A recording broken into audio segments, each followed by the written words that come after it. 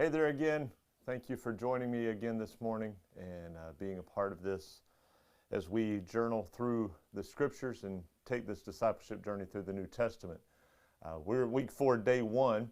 I appreciate everybody for the last 3 weeks that have been involved. Some of you told me that you have been actively involved. I would love for you, however, to just share with us what God has been teaching you in the comments. Hope you're keeping your journal. This is really going to be helpful to you because you get to look back on this in the future and go through some of this. So grab your journal and record. So today we're going to be in Luke chapter 16.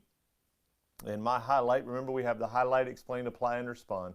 My highlight for today is Luke 16, verse 13 and 14.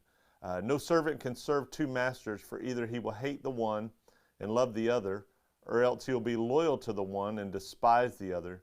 You cannot serve God and mammon. Now, it feels like it should stop there, but you've got to understand how this is perceived. And so Jesus is speaking of the fact that you can't serve two masters, and we all know that. You're going to give allegiance to one or the other. And you're going to give allegiance either to God or the things of the flesh. We often just say money, but it's far more than money. It's possessions and things that we have. And as a matter of fact, in my application section, I wrote that Jesus addresses the issue of trying to serve God while you're also living for money and possessions. Anything we're living for is really our God. It is what controls us. And so we're either living for God or we're living for something else. And if we're living for anything else, that has become our God. So Jesus is addressing this, and he's talking about you cannot serve God and mammon. But I find verse 14 really interesting. It says, now the Pharisees, who were lovers of money, also heard these things, and they derided him. He was hitting too close to home. Now let's be honest. How many times have you been reading the scriptures or you've been listening to somebody talk about something and it hit too close to home? That's exactly what happened to the Pharisees here. And as Jesus was talking about, you're either going to serve God or you're going to serve the things of the flesh. And it said they loved money so much that they were convicted by it. They didn't understand conviction. But they were convicted by it, and they derided him. They despised what he had to say.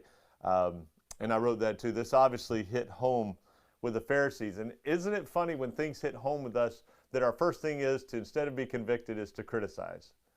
And they criticized him instead of saying, you know what, he's right. We should probably live a little differently. And so I think it's good for us today to acknowledge this. So in my response section, I had to ask myself, do I possess things or do they possess me? And maybe that's a good question for all of us to ask today. Do I possess things or do they possess me? Because I can't serve both. I've got to serve God.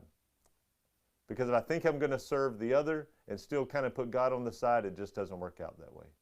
Hey, what did God teach you today? Hope you got something out of the Word for yourself this morning out of this chapter.